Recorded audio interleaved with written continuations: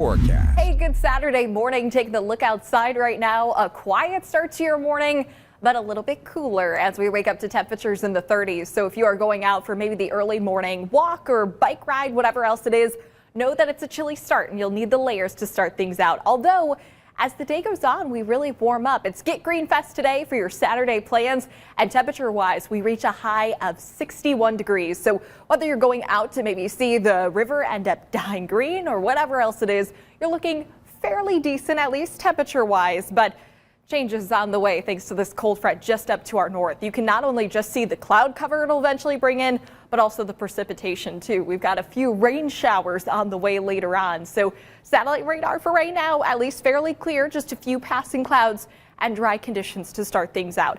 Now we switch over to future track as we go and plan out the rest of your day today, holding on to sunshine at least until noon. Once we get into the afternoon hours, we start to build in on more clouds to the north. Although it takes a while for that to end up reaching Fort Wayne and areas to the south, so we don't really see things cloud up until a little closer to maybe the evening hours here in the city.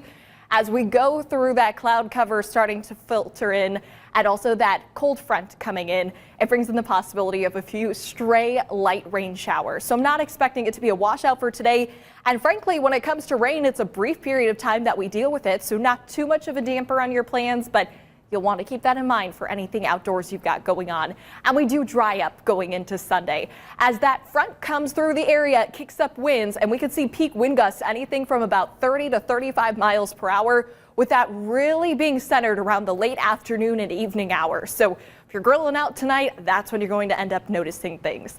I switch over not only just from temperatures, but also on future track for wind chills, because wind chills aren't a factor for today, but they really will be for tomorrow. This cold front's not too much of a big player for today as much as it is the next 2 days. So we go from low 60s for the afternoon hours today back down to wind chills for tomorrow in the 20s. In fact, wind chills all day long tomorrow are staying below freezing. So even though our official high temperature for St. Patrick's Day Sunday is 40, it's going to be feeling about 10 or more degrees cooler. So keep that in mind. Again, for any outdoor activities, I know a lot of local places doing outdoor activities for several days, so make sure you're playing and paying attention for that. Going into Monday, we're even colder. Temps are in the mid 30s, and we have the possibility for a few stray flurries. Now, this is not looking to be major snow showers or anything like that, and I'm not expecting accumulation, although it is possible perhaps to see a little dusting on home roofs or maybe even a little bit of grassy surfaces. But I'm expecting roads, sidewalks, things like that to be in just fine shape.